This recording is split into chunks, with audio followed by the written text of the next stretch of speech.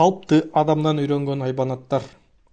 Бир адам жапайы кооз жерлерде, токойлордо саякаттап жүрүп, топтолушкан айбанаттардын коомдук жайына туш болот. Айбанаттар өз ара ким мыкты жана көркөм сүйлөй алат деп сынакка түшүп жатышыптыр. Сөз байлыгы боюнча уюштурулган сынактын калыстысы арстан экен. Буларга туш болгон адамды көрө сала, арстан андан сынактын күбөсү болуусун суранат. Адам макул болот. Алгач түлкү чыгат. Ал ушунчалык акылдуу жана жылмакай сүйлөйт.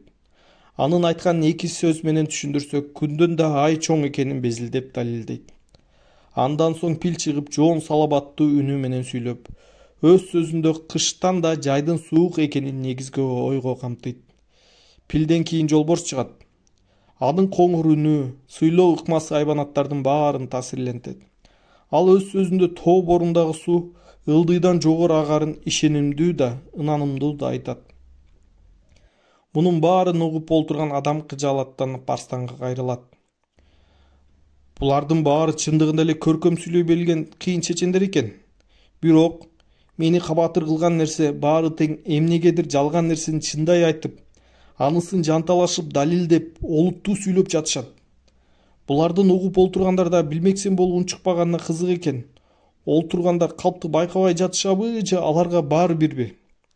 Кабатыр болбоңуз, дейт анда арстан кебелбей. Угуп олтургандар тигилердин калпча чын сүйлөгөндөрүнө кызыгышкан жок.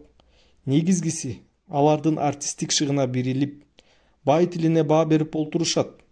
Айбанда болсок, адам балдарына теңелип жетели деп, бул адатты силерден, адамдардан үйрөнүп жатпайбызбы? Арстан мазактап айтканын же чындап айтканын түшүнбөй сөзгө сынган адам баласы ал жерден кеткенге шашып, тезинен кача жөнөптүр. Калпычы же болсо алдамчылар, өмүр бою каргышка калат булар. Ач көздүктөн ашканда арам барбы? Жыйнады, кайда көрбөй, баары калды. Жусуп баласагын.